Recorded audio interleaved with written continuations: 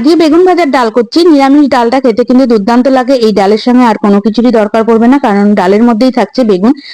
হালকা করে মুগের ডালটা ভেজে ভালো করে ধুয়ে নিলাম, তারপরে প্রেসার কুকারে দুটো সিটি দিয়ে রেখে দেবো। আর এদিকে ছোট সাইজের বেগুন নিয়েছি বলে গোটা শুদ্ধই রেখে দিচ্ছি। চার ফালা করে লম্বা লম্বা করে কেটে নিলাম। এবার এর মধ্যে লবণ হলুদ মাখিয়ে কিছুক্ষণ রেখে দেওয়ার পর সর্ষের তেলে হালকা লাল করে ভেজে নিচ্ছি। বেগুনগুলো এক পিঠটা ভাজা হয়ে গেছে, এবার উল্টে পাল্টে নিয়ে আরো কিছুক্ষণ ভেজে তুলে নিলাম। এবার কড়াইয়ে পরিমাণ অনুযায়ী সর্ষের তেল দিয়ে তেজপাতা, শুকনো লঙ্কা, পাঁচফোড়ন ফোড়ন দিয়ে সিদ্ধ করে রাখা ডালটা দিয়ে দেবো। ডালটা একটু হাতা দিয়ে ঘেটে দিচ্ছি। পরিমাণ অনুযায়ী জল দিয়ে দিলাম। ডালটা কিন্তু খুব একটা পাতলা হয় না। এবার ডালটা ফোড়নের মধ্যে ঢেলে দিলাম। স্বাদ অনুযায়ী লবণ, স্বাদ অনুযায়ী চিনি আর সামান্য পরিমাণ হলুদ গুঁড়ো দিয়ে কিছুক্ষণ ফুটিয়ে নিচ্ছি। এবার এর মধ্যে দিয়ে দেবো 3-4টে চেরা কাঁচা লঙ্কা। কাঁচা লঙ্কা দিয়ে আবারও 2 থেকে 3 মিনিট ফোটানোর পর ভেজে রাখা বেগুনগুলো দিয়ে দিচ্ছি। বেগুনগুলো দিয়ে 1 থেকে 1.5 মিনিট মতো ফুটিয়ে নিলাম। যে বেগুনগুলো একটু কালো দেখছো সেগুলো কড়া করে ভেজেছি, আমার মেয়ে খেতে পছন্দ করে বলে।